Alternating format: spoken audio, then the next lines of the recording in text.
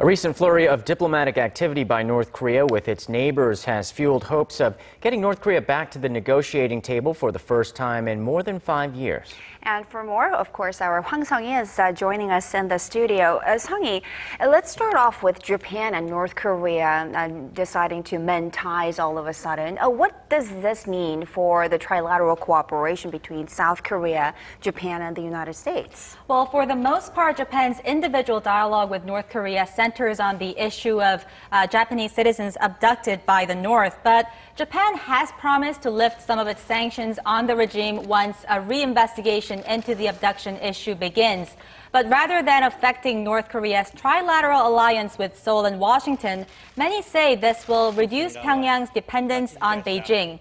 But because Japan hasn't been very transparent about its interactions with North Korea leading up to its agreement, experts say from now on it's important that Tokyo hold behind-the-scenes consultations with Seoul and Washington. And you know how Chinese President Xi Jinping is coming to South Korea pretty soon. So do you think South Korea is going to use that opportunity to ask China to give North Korea a bit of a nudge so that it meets the conditions, or at least shows the gesture of meeting the conditions set by Washington and Seoul?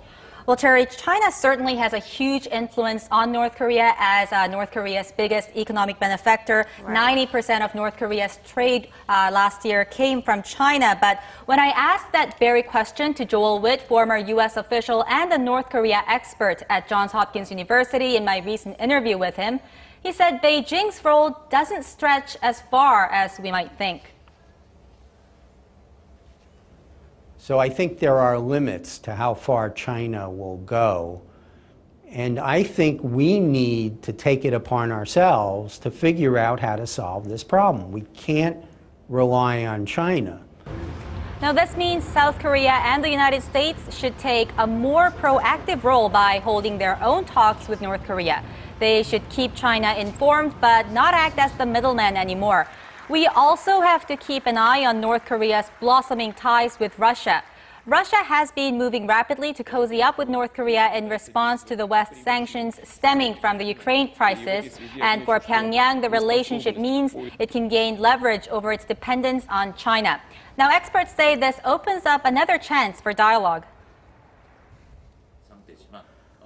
Russia and North Korea's mending ties are an appropriate step toward the resumption of dialogue, because Moscow could convince Pyongyang to return to the six-party talks.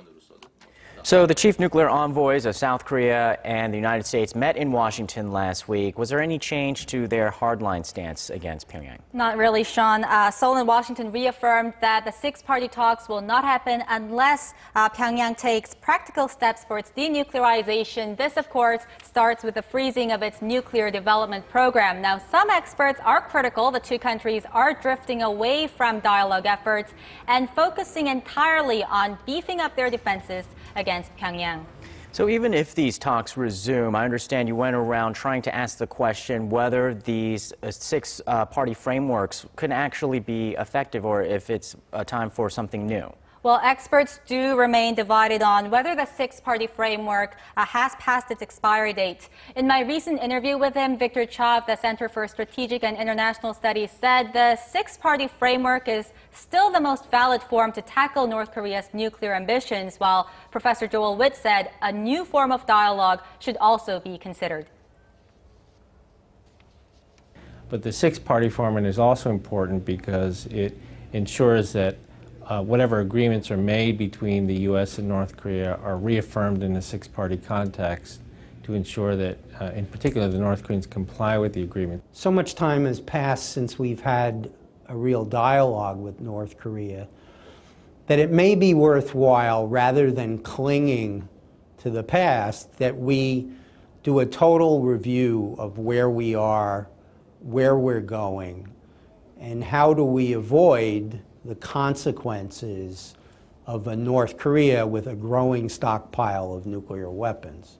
But of course, most experts do agree that having some form of communication with North Korea is much better than having no communication at all.